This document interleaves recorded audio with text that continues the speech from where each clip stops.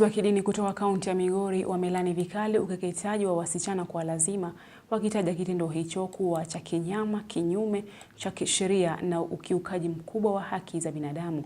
Wakiongozwa na mchungaji Dr. Julius Marwa, viongozi hao walikerwa na mashambulizi yanayolenga wachungaji na vijana wanaopinga ukeketaji huo. Viongozi hao pia wamewataka wazee wa jamii ya Kuria kuheshimu uhuru wa kibinafsi na katiba ya Kenya inayopiga marufuku mila hizo hatari za ukeketaji wa wanawake. Our church members, including pastors, have been attacked, their properties destroyed, and some of our church members forcefully recircumcised. Clan elders should respect the dignity of every person in our community. Parading a 60-year-old man is totally unacceptable and morally wrong. Yes. This is an act of hooliganism and has nothing to do with the Kuria culture.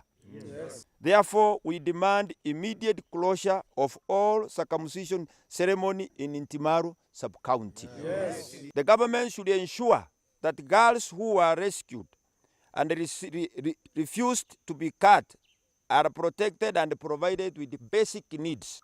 Currently, she's at home, is helpless, nobody is there even to help her, and she's a Form 3 student who is supposed to be in class. Instead of being in class, she's healing wounds. That is retrogressive. We can't just sit and say that we are doing culture. It's not culture. A good culture is that makes people to move forward. There is a boy who was forced, a young man, a secondary school teacher. He was forced for circumcision, despite the fact that the police tried to intervene. But these people hid themselves with the young man. Later on, he was cut. It is an embarrassment to the community. It is unacceptable. It is something that we cannot condone. And as a church, we stand to say no. Hatuungi kabisa swala la ukeketaji la mtoto wa msichana, maana tunahubiri ya kwamba halijatajwa katika Biblia.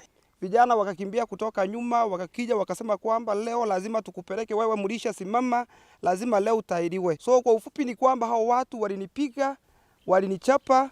Wale ndio walionisaidia, wale majirani ambao Mungu alikuwa ameweka pale ndio walionisaidia nikanusurika.